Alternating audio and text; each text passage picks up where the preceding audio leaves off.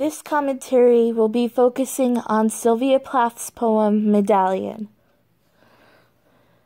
Plath initiates Medallion by introducing a first-person limited persona who mocks the subject's value initially, then continues to discover the subject's worth reluctantly as it is looked at closer, and concludes with the persona's belief of its actual worth, through her disgust towards the subject, in this particular case, a snake, in order to emphasize and analogize Plath's toxic marriage and an inability to find romance and love that she personally was looking for, and the time that she'd wasted in searching for love.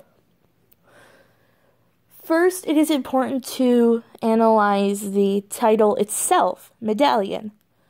Personally, when I think of the word medallion, I think of a prize that is won.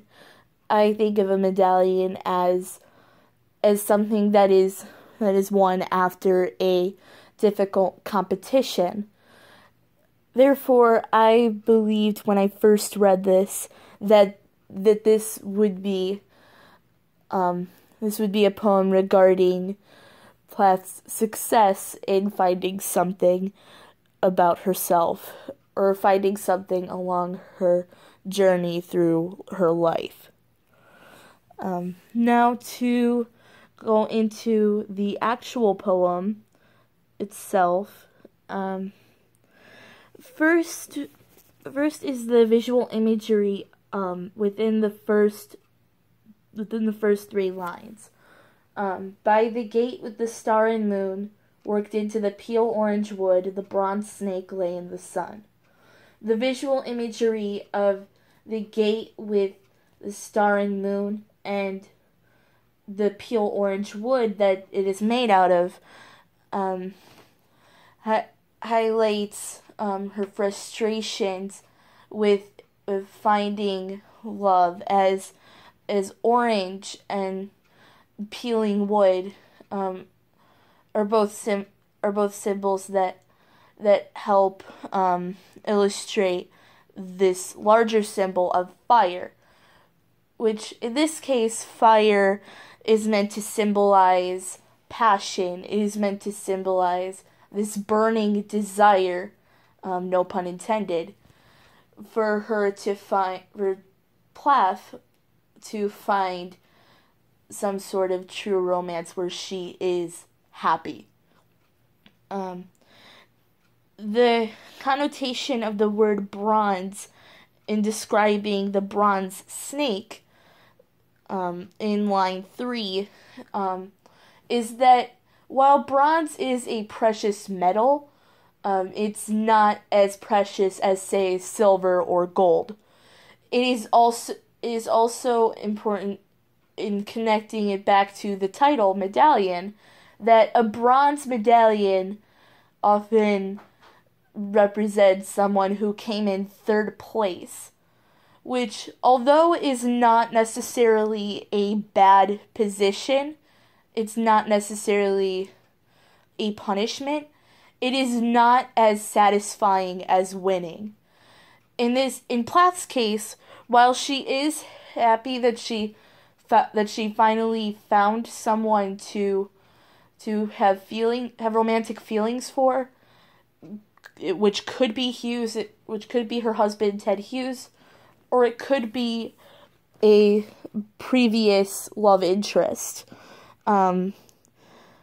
she is ultimately not satisfied within those relationships.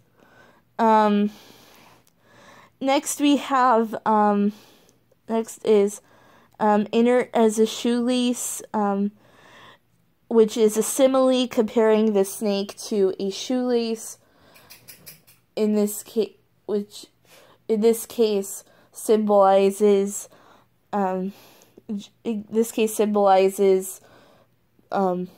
Plath's frustration with her partner not satisfying her, either sexually or romantically in terms of her standards. but in lines 5 and 6, she writes, "But pliable still, his jaw unhinged and his grin crooked." This short vowel I sound quickens the overall rhythm within the poem with just in the second stanza to where this means that she doesn't have as much of an emotional charge towards her lover as she would have if he had put in effort within the relationship. Next, to further describe the snake, in lines 7 through 9, "Tongue a rose-colored arrow, over my hand I hung him, his little vermilion eye." And then to continue on in lines 10 and 11, "Ignited with a glass flamed, as I turned him in the light." The visual imagery of a rose-colored arrow. Rose is often a symbol of love, and arrow is often a symbol of war, a symbol of violence. So this juxtaposition between love and war is meant to create this irony in which the persona feels that there is more violence than love within this toxic relationship, in which one that is outside of this relationship would see as shocking. In this case, with the word vermilion describing the snake's eye, vermilion is a shocking shade of scarlet red. It is the first thing it is the first shade that is noticed, which therefore further highlights the shock value of this violence within the relationship. Ignited in a glass flame, there we return to the idea of the symbolization of fire, in this case a flame, to passion and desire for something. In this case, Plath still has this desire to be with whichever partner she is with at this time. However, since it is only a flame, it is only part of the fire, this desire for her to stay within that relationship has significantly decreased over time. Next, for lines 12 through, to finish with in line 12, it's "When I split a rock one time." When combined with the previous two lines, "Ignited with a glass flame, as I turned him in the light," there is this idea of the vowel sounds, the assonance within the long I sounds in ignited and light and time. These lengthen and draw out the stanza, and this also adds more emotional emphasis. In this case, this could possibly symbolize a tone shift from one of mockery towards the subject, in this case one of her potential lovers as a snake, to one of reluctance to accept that her lover is treating her the way that he is. This denial of how she is being treated in the relationship. Next, to discuss the this tone of denial.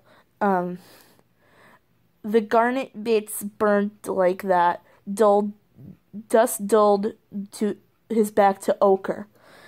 The connotations of garnet and ochre.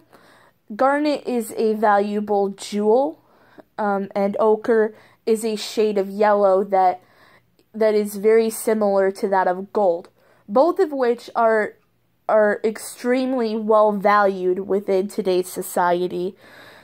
And comparing that back to glass and comparing that back to wood, it is these two materials, garnet and gold, are much more valuable, and this is Plath's way of questioning herself and critiquing her own thoughts.